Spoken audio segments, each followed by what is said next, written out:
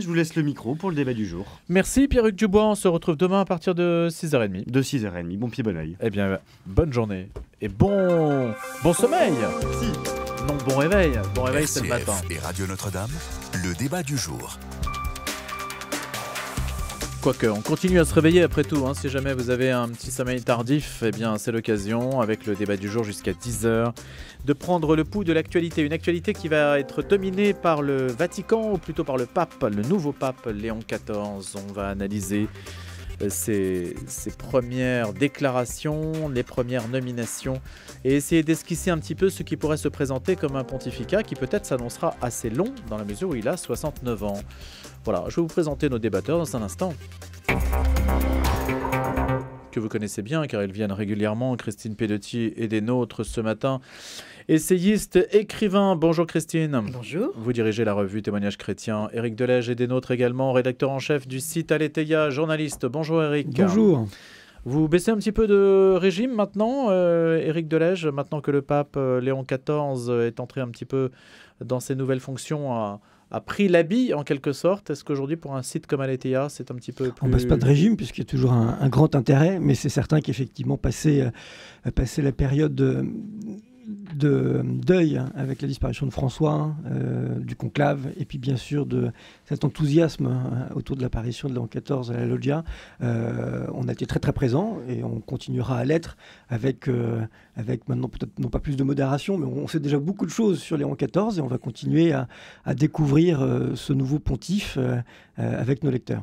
En politique, on parle d'état de grâce, quand un homme politique élu bénéficie encore de cette période où il n'est guère critiqué, où on ausculte ses premiers pas.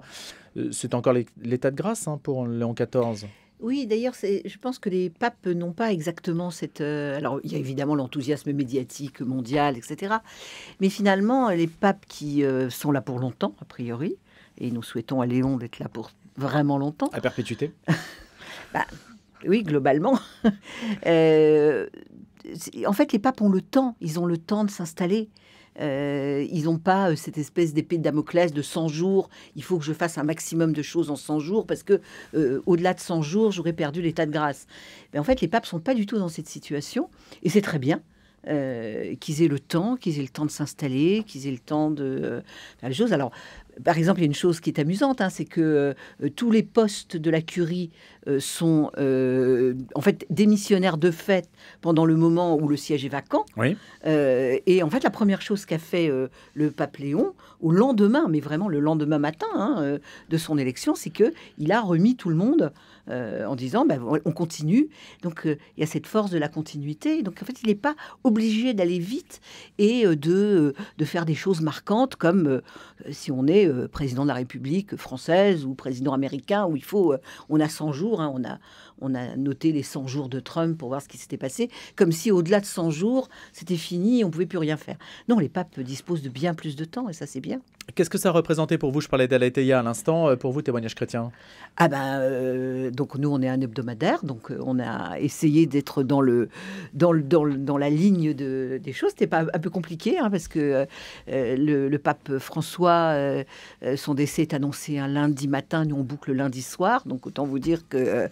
et moi, je suis à ce moment-là très présente dans les médias, parce qu'il faut dire une chose, c'est que les grands médias français, aujourd'hui, n'ont plus de spécialistes des questions religieuses.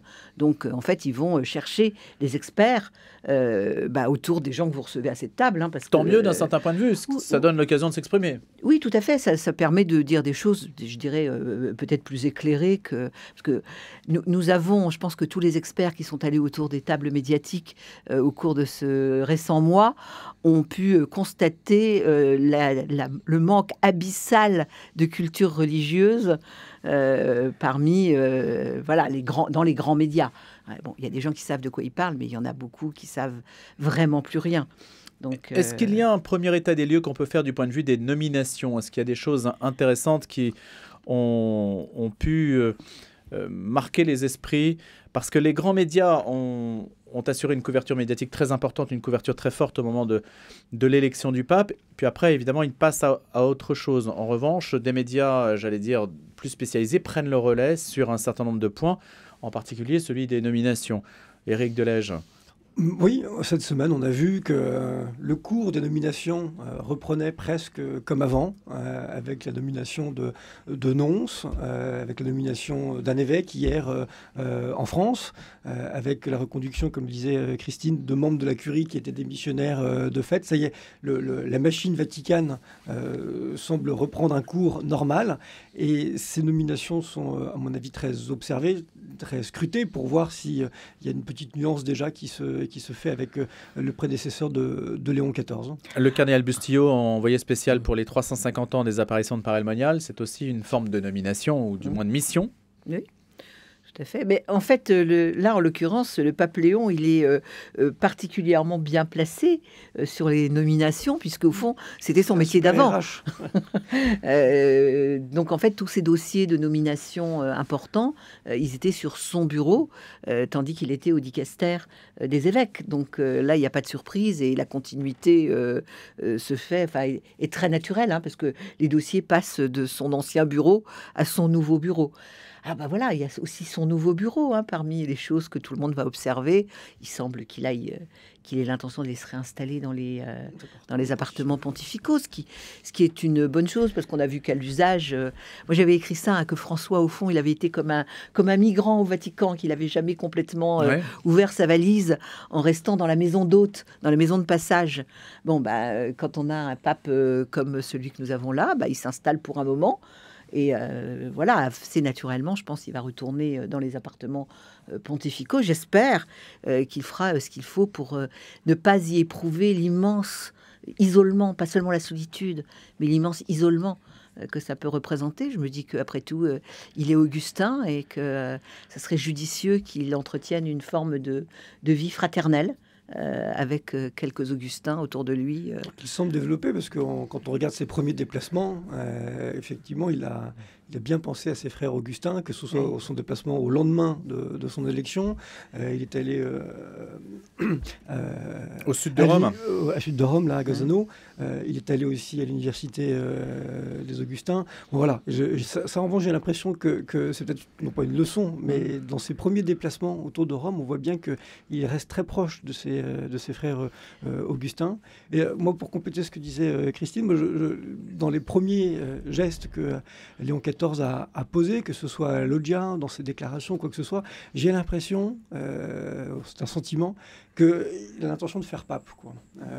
Un peu comme on pouvait l'entendre de façon très traditionnelle, que ce soit dans les vêtements qu'il portait à la Loggia. Vous parliez des appartements pontificaux, c'est une grande question qui agite les vaticanistes aujourd'hui, de savoir s'il va retourner dans ces appartements qu'avait abandonné François pour la maison Sainte-Marthe.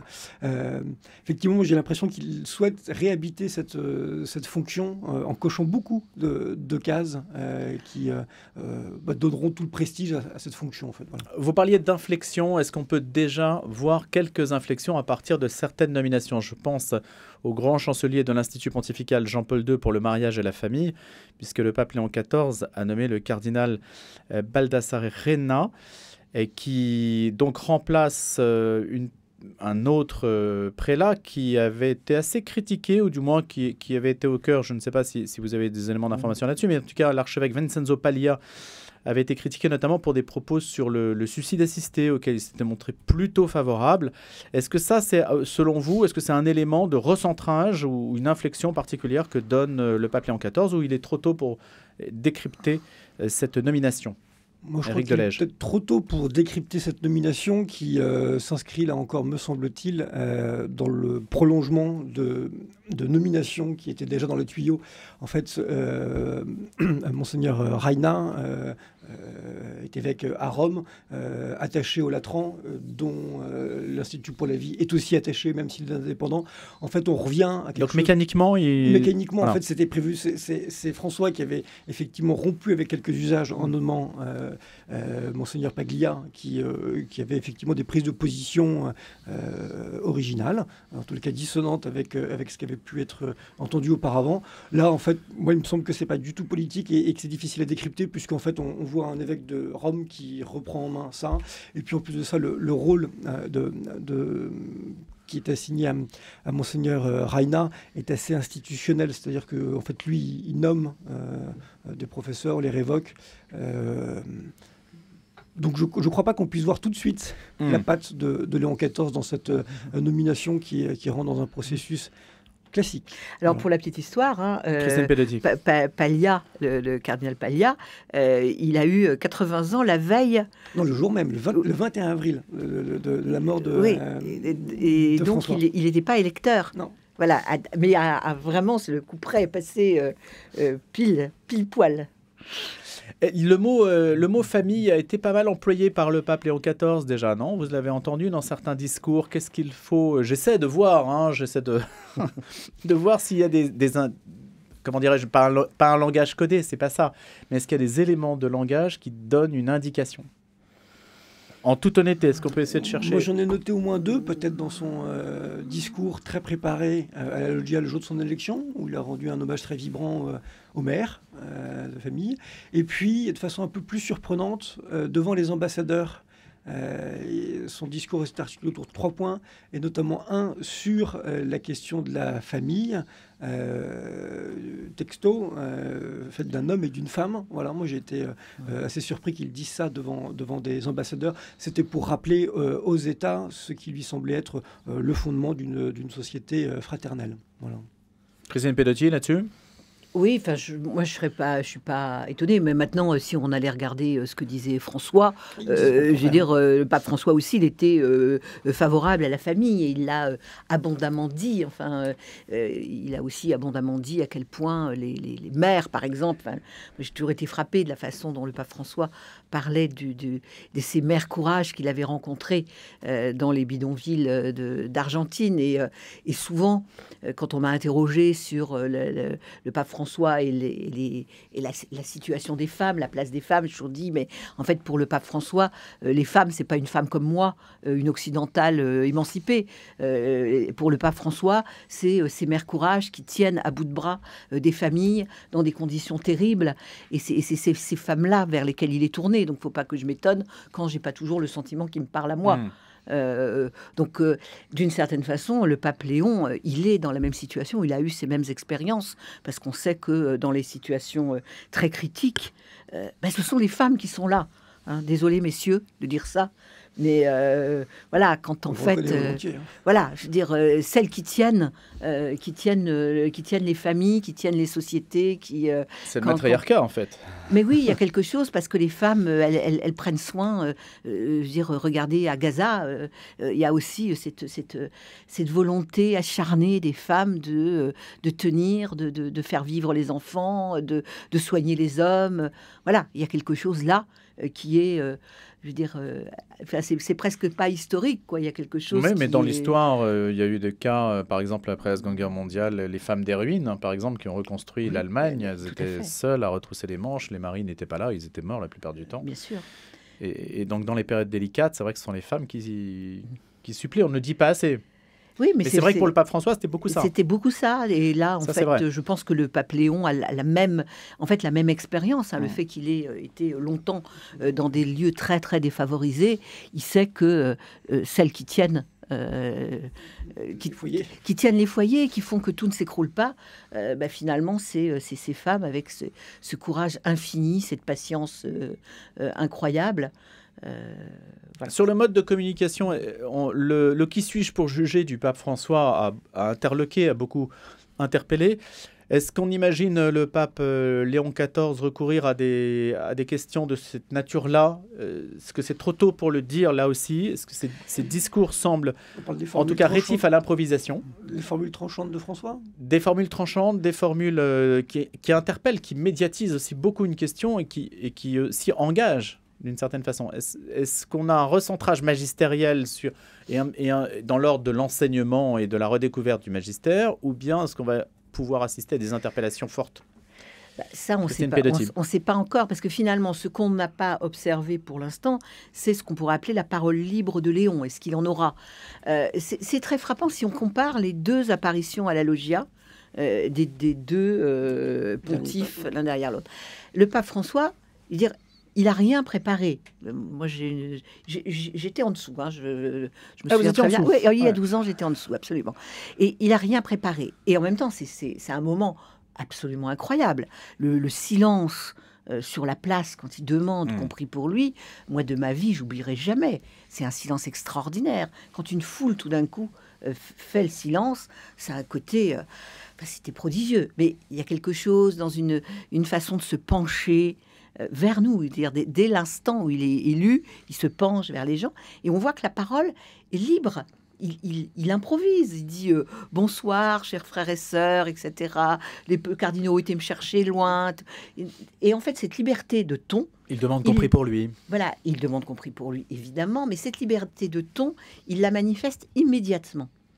Et là, en l'occurrence, le pape Léon, il arrive, et il a un discours. Je ne sais pas quand est-ce qu'il l'a écrit d'ailleurs, hein, parce que si on se représente ce que c'est que de devenir pape, au fond, il a compris ce qui allait lui arriver.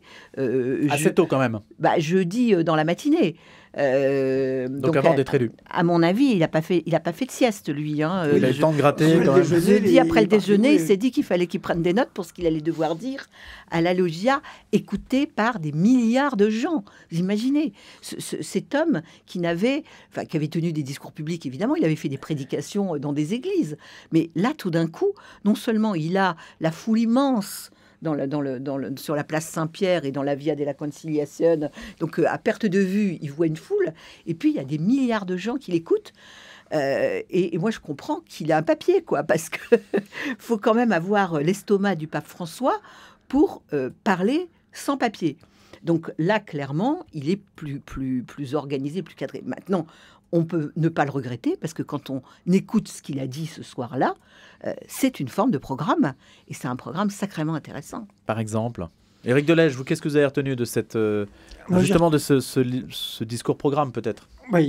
Il a parlé longtemps. Oui. Je crois que c'est vrai. Voilà, il a parlé longtemps, très préparé, très charpenté. Je pense que ça tient aussi à son caractère, probablement. Pas oublier que il est diplômé de maths, Léon XIV, donc ça m'a l'air très carré. C'est prise de parole, c'est prise de position.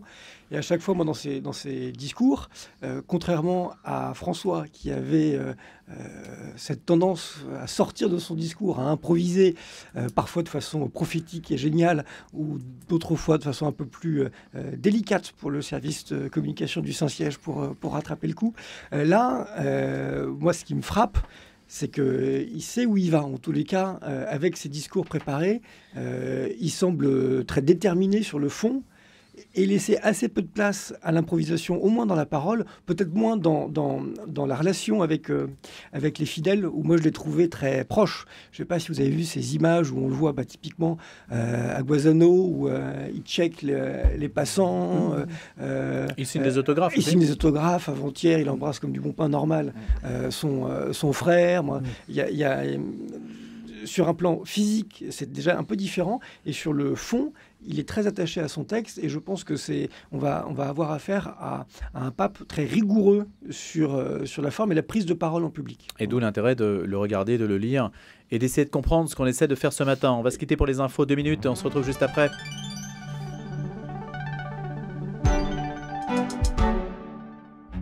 La Fondation RCF soutient les radios chrétiennes et plus particulièrement le développement du réseau RCF pour pérenniser sa mission de média national chrétien et indépendant. Si vous êtes redevable de l'impôt sur la fortune immobilière, vous pouvez mettre une partie de votre impôt au service de vos convictions. Parce que le monde a besoin de sens, la Fondation RCF a besoin de vous. Pour vous renseigner ou faire un don, rendez-vous sur fondation.rcf.fr. En quête de sens, Marie-Ange de Montesquieu. Peut-être avez-vous l'habitude de récompenser vos enfants, mais pour autant faut-il leur donner de l'argent de poche? Réponse ce mercredi à 17h dans Quête de sens. Vous écoutez RCF, à Sarrebourg, sur le 91 FM. J'incite toutes les personnes qui écoutent RCF, qui apprécient RCF, qui aiment RCF depuis longtemps ou même récemment, à faire absolument un don à cette radio. Comme le dit Simone, pour continuer à émettre, RCF a besoin de vous. Soutenez votre radio. Envoyez un chèque à RCF Solidarité 69 321 Lyon CEDEX 05.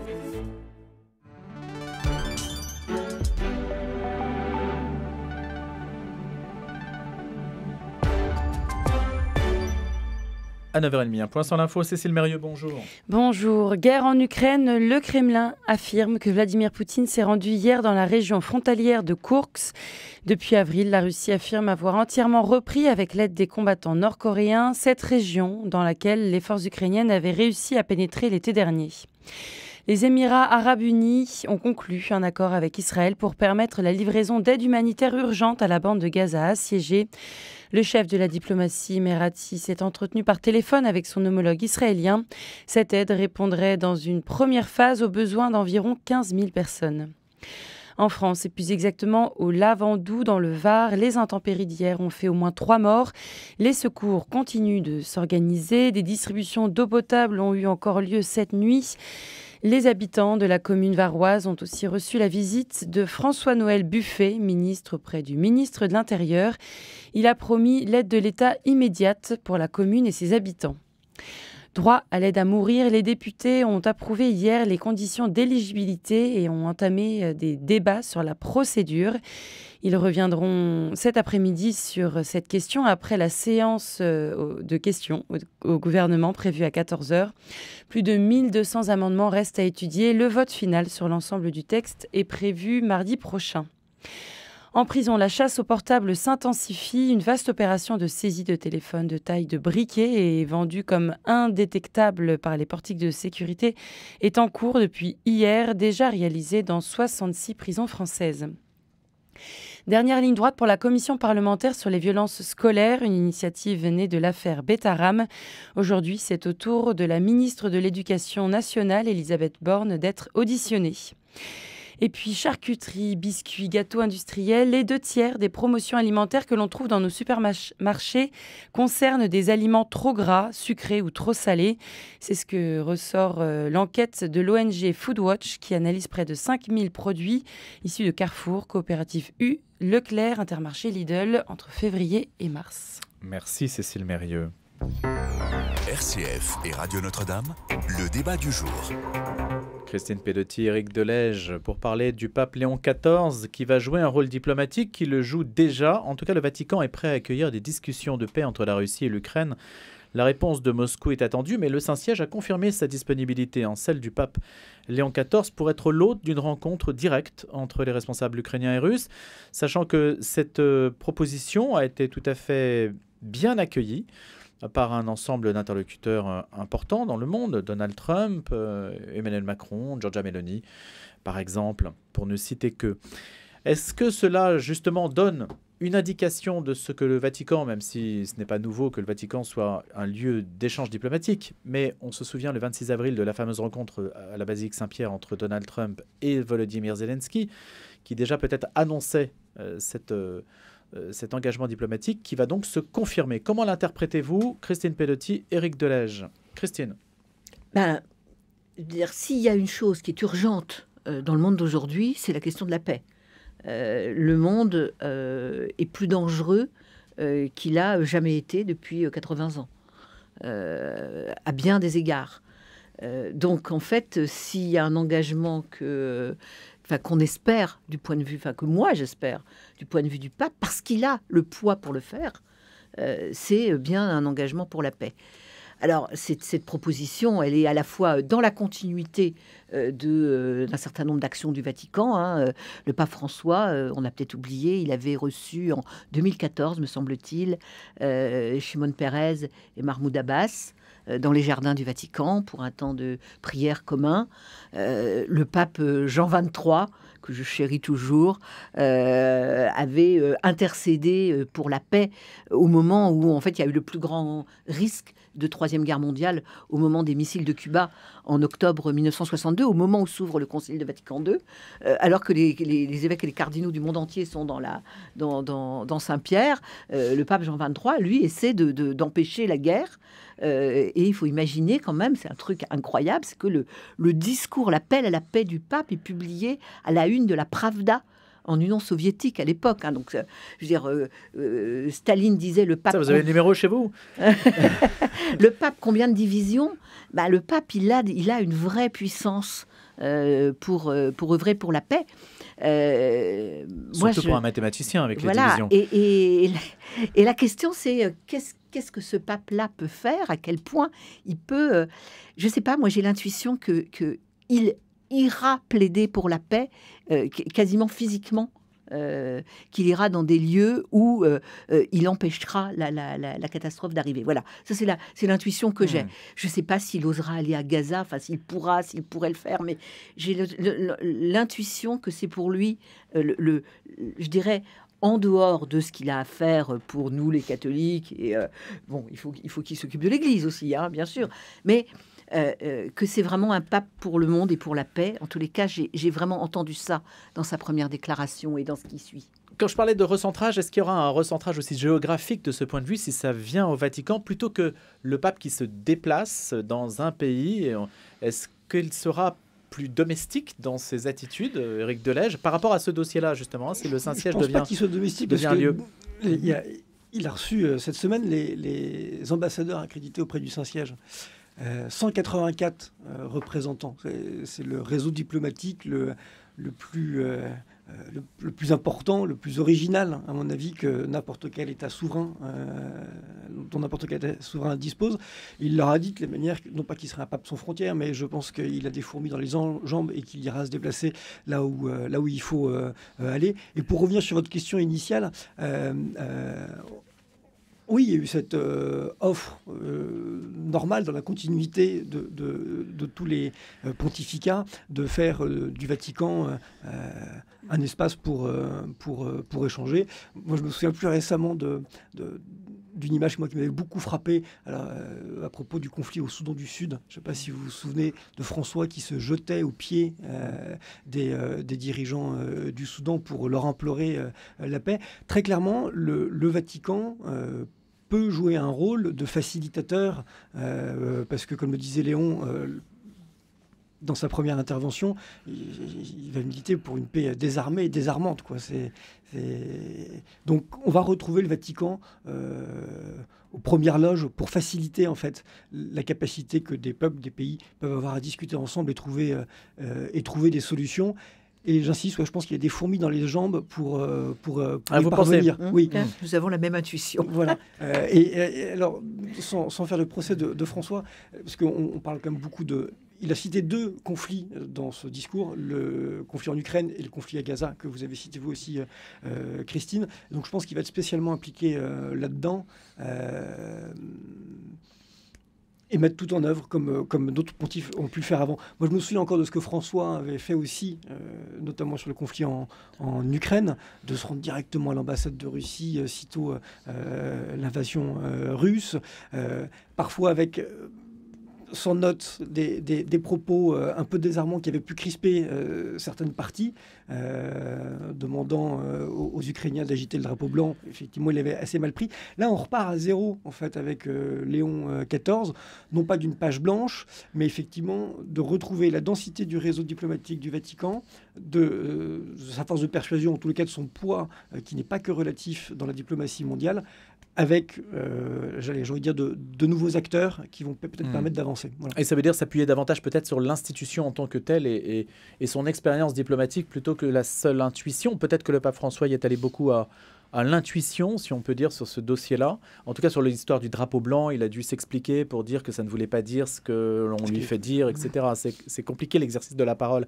Est-ce que l'Église a des leviers que d'autres n'ont pas qui peut aussi la rendre, d'ailleurs, la placer dans une situation inconfortable. Par exemple, sur le dossier ukrainien, il y a quand même le monde orthodoxe, on est au milieu quand même du monde orthodoxe, et l'Église est aussi partie prenante à travers les gréco-catholiques, par exemple. Donc il y a une question où elle est mêlée au sujet, elle n'est pas entièrement neutre.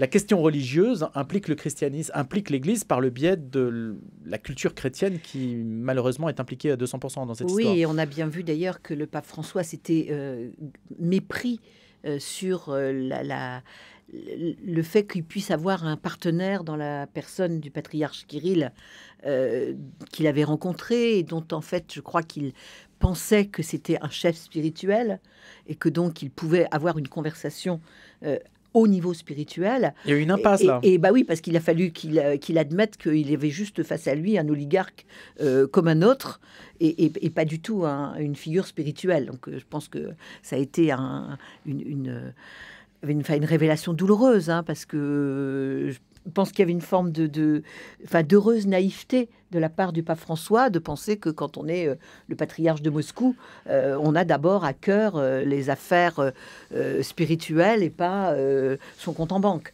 C'est horrible, mais voilà, c'est de ça dont il s'agit. Mais si ça se passe au Vatican, on peut présumer qu'on attend de l'Église qu'elle active des éléments que les autres diplomaties ne peuvent pas activer. Et quels seraient donc ces éléments? D'abord, il y a l'immense réseau de dénonciatures et puis une information qui vient... il n'y a pas de réseau aussi vaste. Il y a des catholiques partout dans le monde. Il y a des curés, des religieux, des religieuses, des laïcs, et tout ça remonte. En fait, il y a une sorte de capillarité que aucun autre État du monde, dont aucun autre État du monde ne dispose. Mais est-ce qu'on s'attend à ce que l'Église sache parler aux orthodoxes et place la diplomatie à ce niveau-là aussi, là, faudra d'entendement culturel? Il ne faudra pas aller parler à Nicée, là. On peut dire... mais sur le conflit strictement russo-ukrainien, peut-être qu'effectivement, il y a une clé sur le conflit par la religion, parce qu'on voit bien aussi toute la tectonique des églises orthodoxes, comment est-ce qu'elles se sont repositionnées par rapport à ce conflit-là, se détacher de Moscou.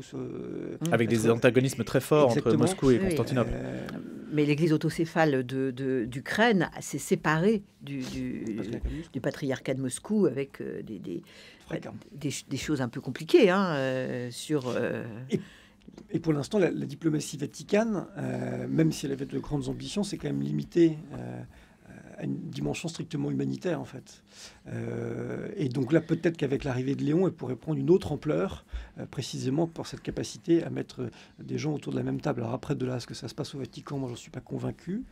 Mais qu'elle joue un rôle, ça, c'est évident. On voit bien que sur la question des prisonniers du conflit, là, le Vatican, c'est un sujet, j'ai envie de dire, connexe, secondaire, même s'il est dramatique. Mais on voit bien que le Vatican peut jouer à fond la carte de la diplomatie. Est-ce que le Vatican peut passer à une échelle supérieure pour un règlement de la paix? Je l'appelle de mes voeux. Et ils ont des arguments, en tous les cas, pour être un facilitateur de paix. Si jamais Vladimir Poutine venait au Vatican, est-ce que ce serait un succès pour Léon XIV ou ce serait quelque chose d'embarrassant? Christine Pelotti. Alors, ça serait évidemment un succès. C'est de toute façon, la relation des papes avec la Russie est compliquée. Elle était compliquée avec l'URSS. Elle est compliquée avec la Russie. Quand Gorbatchev se rend au Vatican,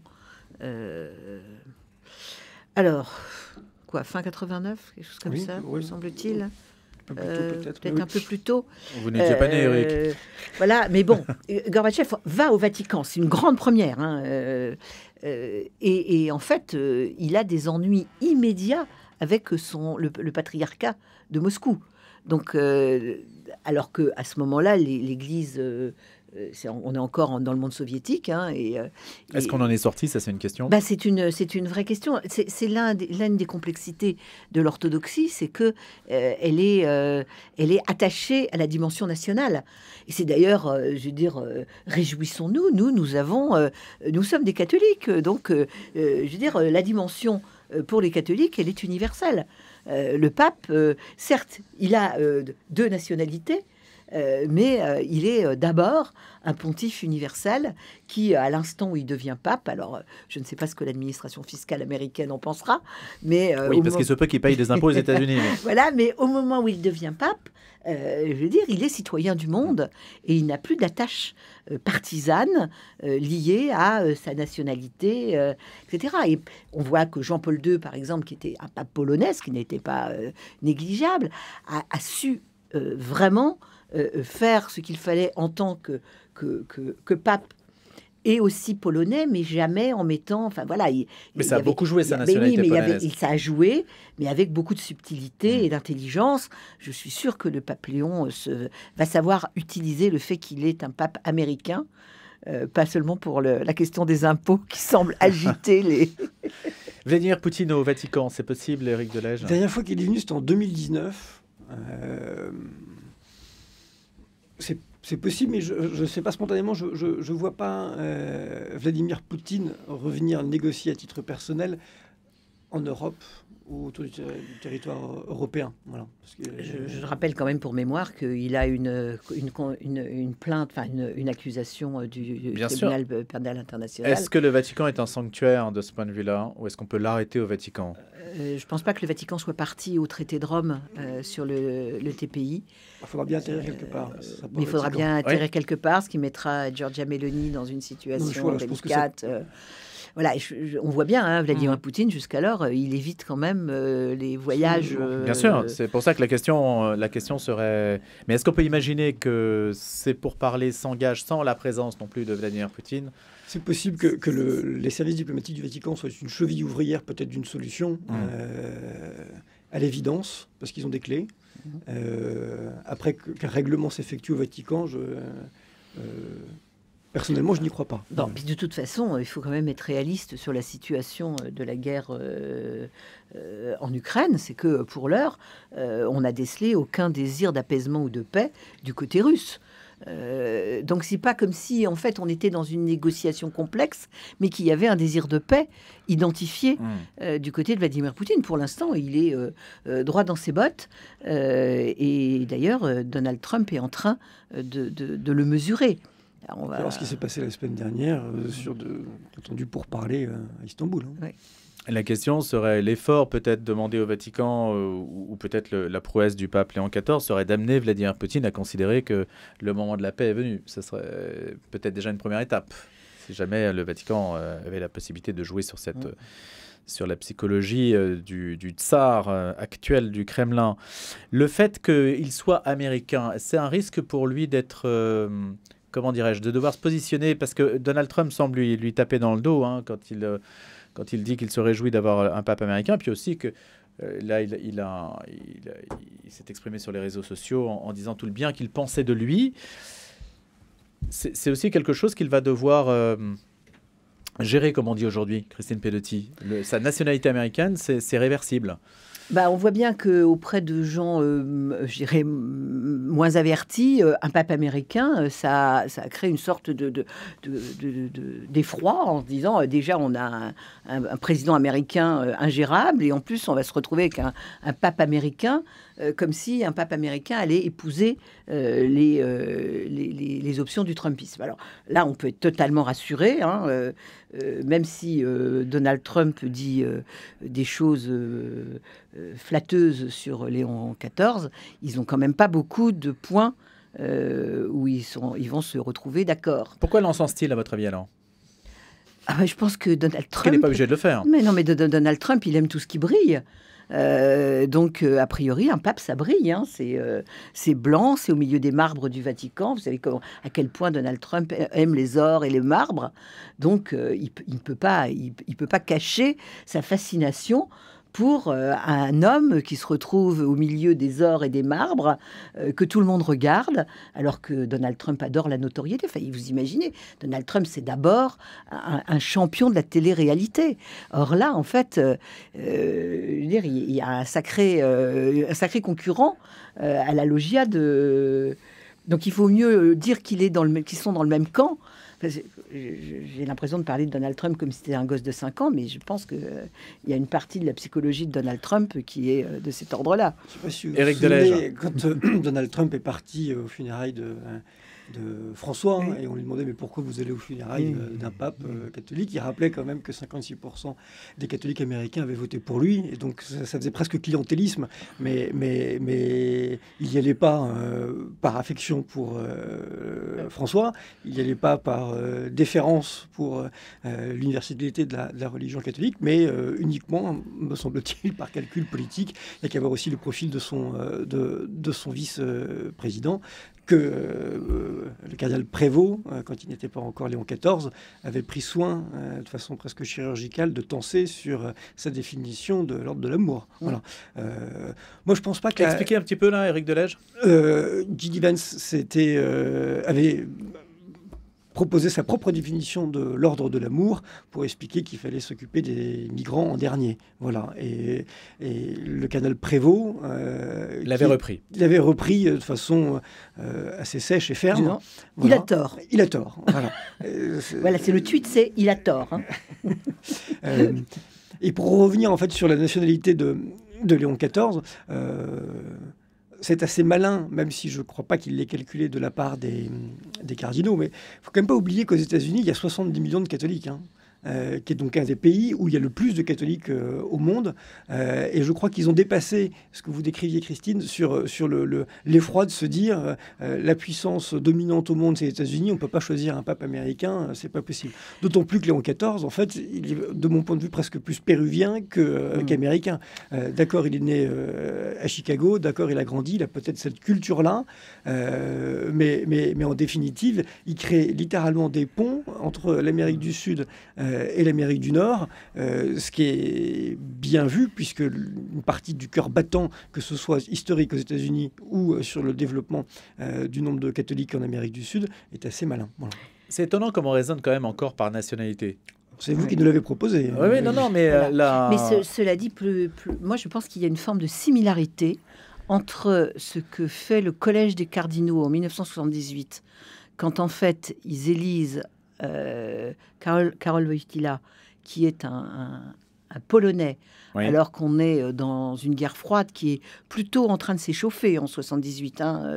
Les traités de désarmement sont en électroencéphalogramme plat. On aura derrière la crise des SS-20, des Pershing. Enfin, c'est un moment difficile et les cardinaux vont choisir un pape polonais qui va vraiment... alors, on sait l'action qu'il va mener, qui va être politiquement très, très importante. Et le fait que le Collège des cardinaux, aujourd'hui, dans la situation géopolitique, choisisse un pape américain, je ne dis pas que c'est la même chose, je dirais qu'il y a une forme de similarité, de choisir, en fait, parce que en choisissant un pape polonais, il choisissait plutôt un coin, c'est un coin comme les bûcherons, on enfonce dans le bois. Et d'une certaine façon, en choisissant Robert Prévost, eh ben, c'est aussi un coin qui est enfoncé dans cette espèce d'impérialisme matérialiste américain incarné par Donald Trump.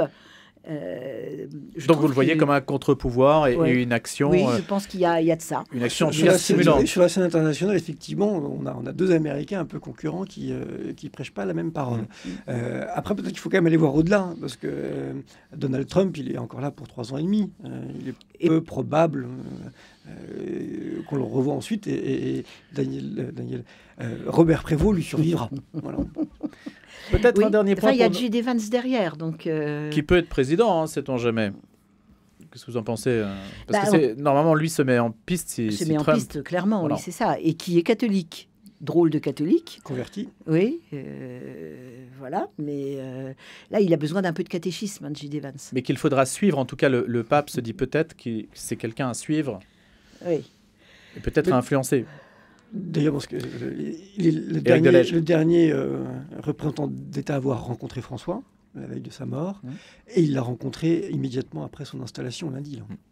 Alors, un dernier point, peut-être pour animer nos échanges, sur l'aspect liturgique, il y a, semble-t-il, je parlais de recentrage tout à l'heure, c'est un petit peu le fil rouge, mais je ne sais pas si c'est pertinent, on verra au bout du compte. Voilà ce qu'a déclaré Monseigneur Prévost avant qu'il ne fût pape. L'Église a reconnu, après l'expérience de 50 dernières années, que nous ne devrions pas essayer de créer un spectacle. Il parle de la messe, une sorte de théâtre, simplement pour susciter un intérêt qui reste très superficiel. Ce que la liturgie devrait être, c'est une manière d'entrer en contact avec le mystère de Dieu qui est amour, Dieu qui habite en nous, etc. Puis il dit, la manière de découvrir Dieu ne passe pas par le spectacle, il le redit. Je pense que beaucoup de gens ont été égarés, ils ont cherché Dieu de façon qui, en fin de compte, se sont révélées des impasses. Comment décryptez-vous cet aspect-là? Est-ce que c'est une forme de récusation de la créativité liturgique qui a pu se manifester après Vatican II? Christine Pedotti. On n'a que quelques minutes pour ouvrir ce gros dossier. C'est difficile de le dire comme ça. Ça peut. Et justement, je cherchais en vous parlant, parce que j'ai une panne informatique ce matin, donc je n'ai pas pu malheureusement tout indexer, mais c'est en 2012, semble-t-il. Voilà, j'ai la date, je n'ai pas le lieu. Parce que d'une certaine façon, ces paroles-là, elles pourraient s'adresser aussi bien à des spectacles de liturgie conservatrice pleine de dentelle et d'or, et de soie rouge, que à des spectacles de liturgie pleines de tam-tam ou de bavardages inutiles. Je dis de bavardage inutile parce que, je veux dire, moi, ce qui me pèse le plus dans une liturgie, c'est quand, en fait, on explique par avance ce que ça va faire. Ah ben, on en parlait justement. C'est amusant, Christine, parce qu'on en parlait juste à l'extérieur du studio en rédaction. Et quelqu'un se montrait particulièrement agacé du fait que des prêtres expliquent constamment ce qui va se passer. Attendez, la liturgie, par principe, ça dit ce que ça fait ce que ça dit. Point. C'est un enseignement en soi. C'est un enseignement en soi. Oui, mais l'argument quand même du clergé, c'est de dire, oui, mais il y a des gens qui sont de passage dans l'église et qui ne savent pas vraiment comment ça se passe et il faut leur expliquer. Qu'est-ce que vous dites alors ? S'ils ne croient pas au caractère mystagogique de la liturgie, il faut qu'ils changent de métier. Je veux dire, il faut célébrer pour comprendre. Je veux dire, n'importe quel gosse de 3 ans et demi, je viens d'en être témoin, qui voit baptiser, alors en l'occurrence c'était sa petite sœur, je veux dire, il comprend instantanément ce qui se passe. Il comprend bien, on dit « je te baptise au nom du Père, du Fils et du Saint-Esprit », on verse de l'eau, la petite sœur est baptisée, le petit frère est très content, il a tout compris. Il n'y a pas besoin de rajouter des explications. Pourquoi si on n'a pas besoin de donner des explications à un gosse de 3 ans et demi, pourquoi est-ce qu'on en donne aux gens qui ont 45 ans ? Éric Delèche, c'est votre avis ? Oui, mais c'est un sujet qui est délicat. Dans les propos que vous venez de rapporter, Louis, et de ce que j'ai vu pour l'instant de Léon, moi je m'attends aussi sur ce plan-là à avoir un pape un peu plus vertical que François n'était horizontal. Et donc laissant non pas libre cours à l'imagination liturgique, mais ouvrant les portes. Là, j'ai l'impression que ce que je disais tout à l'heure, Léon XIV, moi j'ai l'impression qu'il veut faire pape et rester non pas dans une ligne traditionnelle, mais revenir en fait à ce qui a été défini aussi au moment de Vatican II, voilà, qui est une très belle liturgie. C'est-à-dire de revenir au fondement. Oui, mais pour rebondir sur ce que disait Christine, je veux dire que la liturgie, on peut l'expliquer effectivement, mais en fait, quand on la vit, on voit bien ce qui se passe. En faisant de la liturgie un caractère unanime, pas un caractère de division, pas un signe de division. D'ailleurs, il n'arrête pas de prêcher pour l'unité. C'est ça, il l'a redit. Je reviens sur l'idée de recentrer. Un dernier mot, Christine. Voilà, je veux dire, le pape François, si on doit lui être reconnaissant d'une chose, c'est qu'il a recentré la papauté sur sa dimension évangélique. Je veux dire, pour le monde entier, les gens se sont dit, c'est quoi l'évangile ? C'est ce que fait le pape François. C'est une espèce de façon d'être penché sur l'humain. Donc ça, je veux dire, on peut... Donc en fait, il n'a pas décentré les choses. Il s'est centré sur cette partie-là. Je veux dire, Léon, c'est un autre style. Il va centrer autrement, mais a priori aussi sur l'évangile, sur la bonne nouvelle et de la même façon. Enfin, voilà. Mais merci. Il parlait d'unité et effectivement, je crois qu'il va vraiment la chercher puisqu'elle était attendue aussi par les cardinaux. Ils sont tombés sur ce profil. Et vu la façon dont il a été élu, il est bien au centre. Manifestement. Merci à tous les deux, Éric Delège et Christine Pedotti. Bonjour Melchior Gormand. Bonjour Louis Dauphren, bonjour à toutes et à tous. Dans un instant, c'est Je pense donc j'ai agi avec Madeleine Vatel. On va parler de l'athéisme et ce qui nous a motivés à faire cette